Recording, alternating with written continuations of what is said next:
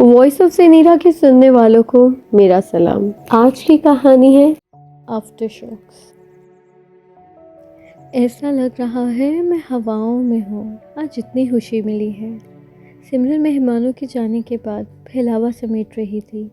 जूतों की मट्टी, टॉफियों के रैपर, फूलों की पत्तियाँ जा बजा फैली हुई थी। हॉल की कोई चीज़ भी अपने ठिकाने पर नहीं थी। ऐसे में सीडी प्लेयर टेप भी बज रहा था। गो के वॉल्यूम में कुछ कमी आ गई थी। दुल्हन बनी अनुष हर एंगल से सेल्फी लेकर लहक लहक कर गा रही थी। सिमरन ने कुशन्स को जगह पर रखते मुस्कुराते हुए इसके खुशी से टिमटिमाते चेहरे को देखा। वो अब भी दुल्हन बनी सेल्फी में मगन थी। इसने कपड़े तब्दील कर लिए थे, मुंह भी धो लिया था, लेकिन मिटे मिटे मेकअप के असरात अभी भी चेहरे पर मौजूद थे, क्योंकि इसे ढंग से मुंह धोने का टाइम भी नहीं मिला था कि रहमत साहब ने चाय के लिए आवाज़ लगा दी। पूरा घर ऊंधा पड़ा हुआ था। हाली देगे सामने धरी हुई थी।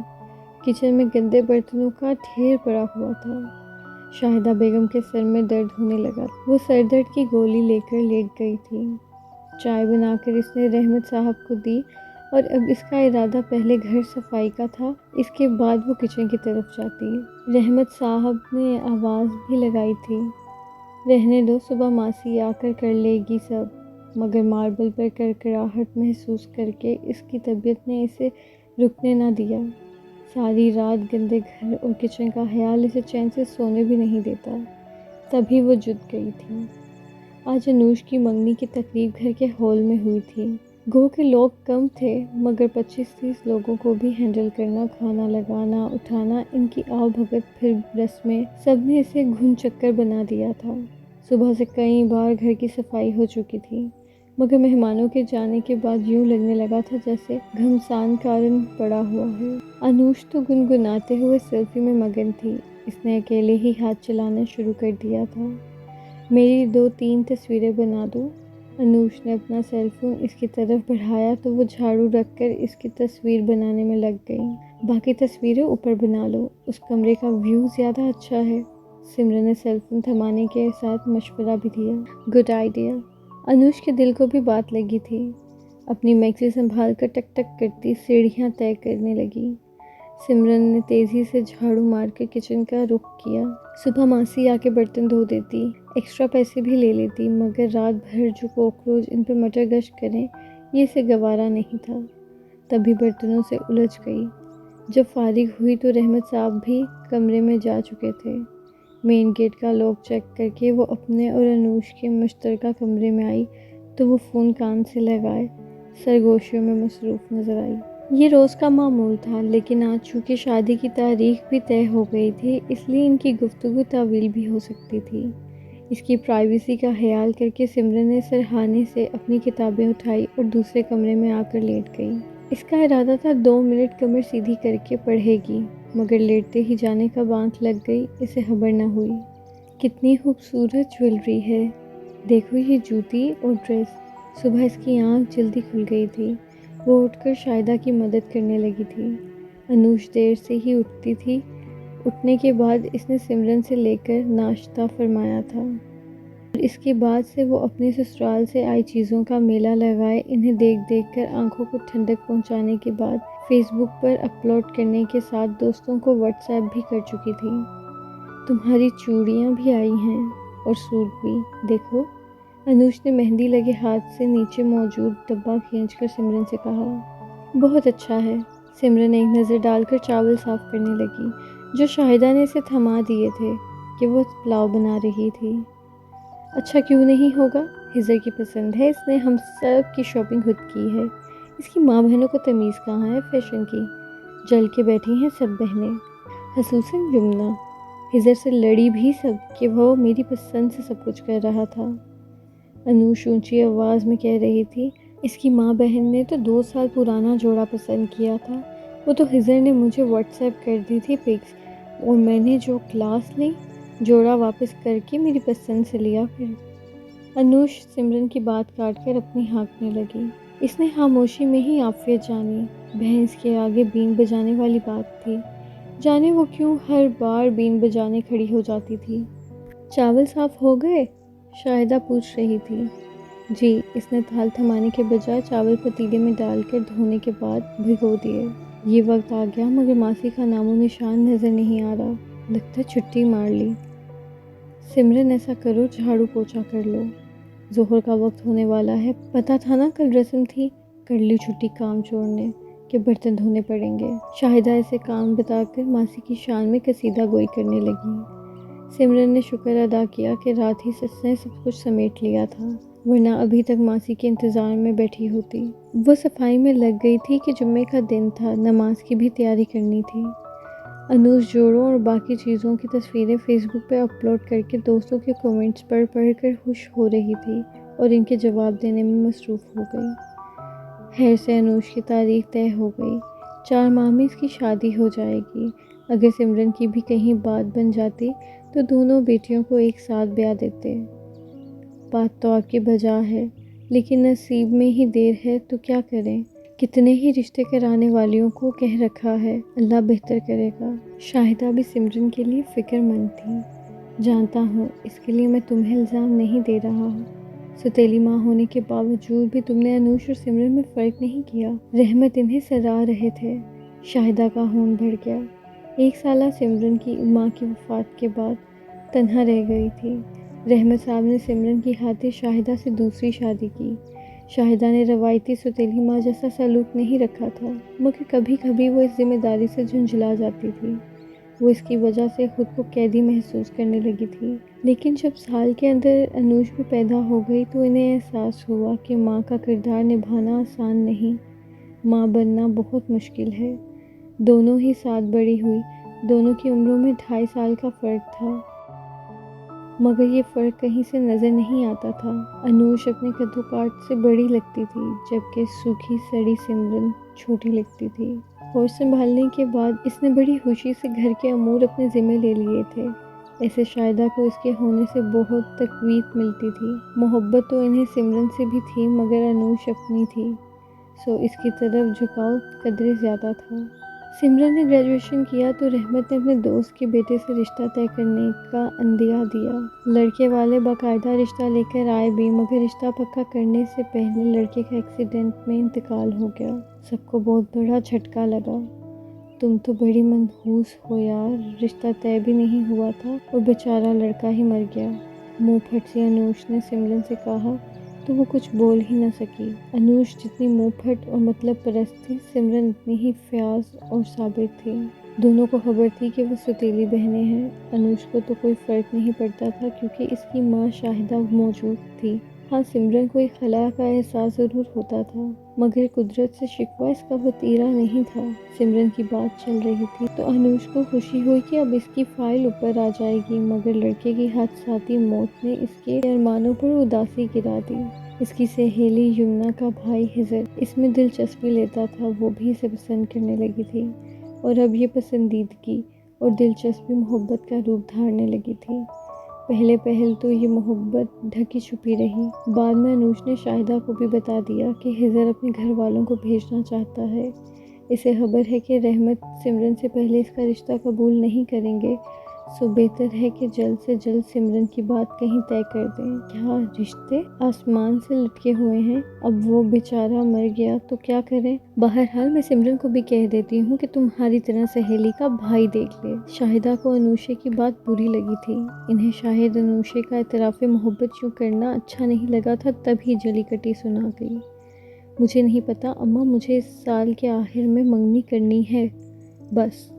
मेरी सारी सहेलियां अपने मंगेतर के किस्से सुना सुना कर मुझे एहसास महरूमी में मुब्तला करती हैं। अनूश थंकी। कौन है ऐसी फजूल सहेलियां जो ऐसी हरफात भरती हैं तुम्हारे जहन में। तुम सगी औलाद हो, तुम्हारी तरबियत मैंने ज़्यादा जान मार के की, मगर तुम जाने किस राह पर चल पड़ी हो। सिमरन को देखो, कभी इसने शिकायत का मौका नहीं दिया। और ये हिजर, तुम्हारे अब्बा को कौन बताएगा कि तुम हिजर से मोहब्बत करती हो और वहाँ शादी करना चाहती हो। शाहिदा आंटी को फ़िक्र लग गई। हमने प्लान किया है, हिजर की फैमिली आएगी तो आप अब्बा को ये कहिएगा अनूश की सहेली है। इसकी फैमिली ने हिजर के लिए अनूश को पसंद किया है, सिंपल। वो कल की लड़की शाहिदा को पट्टी पढ़ा रही थी, वो इसे घूरने लगी। फिर अनूश की सिमरन से झड़पें होने लगी। कोई रिश्ता आके नहीं दे रहा था और इसके चक्कर में इसे भी इंतज़ार करना पड़ रहा था। वो अक्सर अनूश की जली कटी बातों की जद में रहती। इसकी रोज़ रोज़ की ड्रामों से सिमरन भी कभी जवाब दे देती, कभी चुप हो जाती। अम्मा आप मेरी फ़िक्र ना करें, जिस दिन मेरा नसीब खुलना होगा इस दिन खुल जाएगा। मेरे इंतज़ार में आप अनूश को ना बिठा कर रखें। आप बुलवा लें हिजर के घर वालों को, अब्बा को भी मना लें। कह दें मैंने कहा है। वो अनूश की जली कटी से इतना आजिज़ आ गई कि एक दिन इसने शाहिदा से कह ही दिया और यूँ शाहिदा ने रहमत साहब को मुश्किलों से मना लिया। हिजर की बहन यमुना ये सुनते ही अनूश को बुरा भला कहने लगी कि इसने दोस्ती की आड़ में इसके भाई से चक्कर चलाया और बहुत कुछ। अनूश ने भी इसे मुंह भर भर कर बातें सुनाई। फिर हिजर को रो रो कर इसकी बहन की शिकायत लगाई। दोस्ती तो खत्म हो गई मगर हिजर ने सब संभाल लिया। यूं वो लोग जो पहले इनके घर दोस्त की हैसियत से खुश होकर आ रहे थे, रिश्ता लेके मुंह बना कर आए। भाड़ में जाएं वो लोग, मुझे इनसे क्या लेना देना। मुझे हिजर से मतलब है, वो तो मेरी सुन रहा है ना। शाहिदा के समझाने पर अनूश ने हट धर्मी से इन्हें चुप करा दिया। इसे हिजर पे बहुत घमंड था कि वो इससे बहुत मोहब्बत करता है, इसकी पसंद नापसंदीदगी का ख्याल रखता है, हर छोटे बड़े मौके पर तोहफे भिजवाता है। चंद माह रिश्ता रहने के बाद सबको शादी की तारीख की पड़ गई, जिसमें सबसे बड़ा हाथ अनूश का था। रिश्ता तय होने के बाद भी रहमत साहब को उम्मीद थी कि सिमरन का भी अच्छा रिश्ता आ जाएगा, वो दोनों बेटियों की शादी साथ कर देंगे। मगर इंतज़ार ही रहा। जाने तुम कैसी मनहूस नसीब लिखवा कर लाई हो। पैदा होने के बाद माँ को खा गई, रिश्ते की बात जिससे चली उस लड़के को खा गई और अब बैठी मेरी खुशियों को खा रही हो। तुम्हारी वजह से मेरी शादी की तारीख तय नहीं हो रही। अनूश राशन पानी लेकर इस पर चढ़ रही थी और इस बार फिर इसने शाहिदा को रहमत साहब को मनवाने का टास्क दे दिया और यूं रात मंगनी के साथ शादी की तारीख भी तय हो गई। फिर तो जैसे अनूश के पैर जमीन पर नहीं टिक रहे थे। शादी की तैयारियां आखिरी मराहिल में थी जब एक दिन सिमरन का रिश्ता आ गया। शाहिदा ने भी सुकून की सांस ली कि सिमरन का बुरा ना चाहने के बावजूद भी बुरी बन रही थी कि सुतेली माँ ने बड़ी बेटी के बजाय छोटी की शादी तय कर दी। रिश्ता मुनासिब था सो तय कर दिया गया। सिमरन पहले कब बोलती थी, जो अब बोलती। आम से लोग, आम सा घर और इसकी मामूली तनख्वाह पर भी इसने कोई एतराज़ न किया क्योंकि इसके वालिदैन को ये मंजूर था। ओह बहन, तुम कैसे इतने कम में गुजारा करोगी, ऊपर से पूरा टब्बर साथ है। इधर को देख लो, पहले चंद हजार कमाता था मगर अब मेरे नसीब से इसे दूसरी नौकरी मिल गई, रेंट की कार भी चला रहा है। मिल मिलाकर 40-50 हज़ार हो जाते हैं। ये मेरा दिमाग था जो इतना ज़्यादा कमाने लगा। अनूश अपनी कारगुजारी बताकर वाव पाने के साथ इसे नीचा दिखा गई। मेरा नसीब भी देख लेंगे। इसने मुस्कुराकर बात आई गई करना चाहिए। वो चुप हो गई थी मगर जब कभी अनूश हिजर की बातें, इसके लाए तोहफे और कभी कभार अपनी हिजर से की गई गुफ्तगू इससे शेयर करती तो इसे हालीपन का एहसास सताने लगता। गो के रिश्ता तय हो गया था मगर अब तक अनस ने कोई राब्ता नहीं किया था। फैमिली भी कुछ लिए दिए रहती थी, कोई फ़ोन नहीं, कोई आना जाना नहीं, बल्कि अक्सर तो अनूश लावारिस रिश्ता कहकर मजाक उड़ा दिया करती थी। धड़का तो इसे भी लगा रहता था मगर वो सब नसीब पर छोड़कर मुतमईन हो गई थी। अनूश के मायूं का दिन आ गया था। रहमत साहब ने चाहा था कि सिमरन की शादी भी इसी तारीख को हो जाए मगर अनस की फैमिली चंद माह बाद का इरादा रखती थी। रहमत साहब ने चाहा था अनूश की शादी चंद माह बाद हो जाए मगर इस पर अनूश ने वो हंगामा किया कि अल-ममानुल हफीज़ ना, क्या गारंटी है कि मैं शादी डिले कर दूं तो तुम्हारी अनस से ही शादी होगी।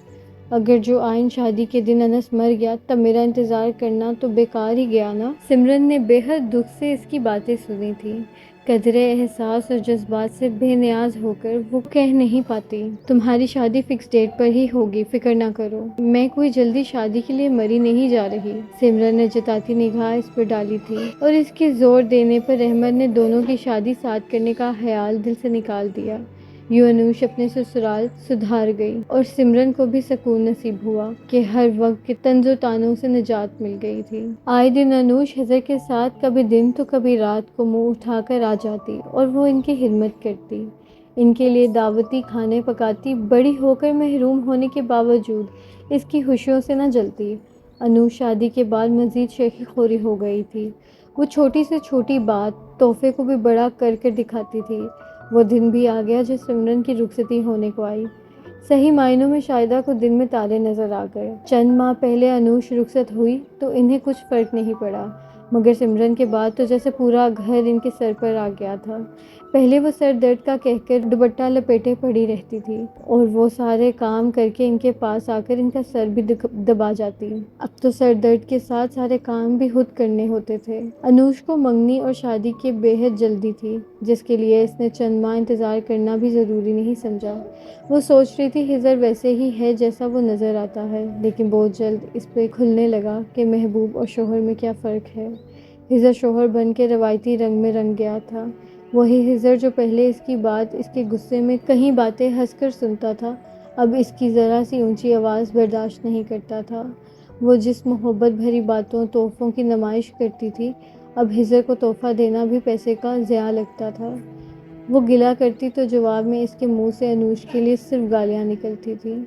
इसकी माँ बहनें बाप इसे जल्द शादी करने पे बातें सुनाते थे और वो अपनी सारी फ्रस्ट्रेशन अनूशे पे निकाल देता था। तुम बहुत खुदगर्ज हो अनूश बेगम, क्या था जो तुम चंद साल इंतज़ार कर लेती, तब तुम्हारी बहन की भी शादी हो जाती और मैं भी अपनी बहनों से फारिग हो जाता।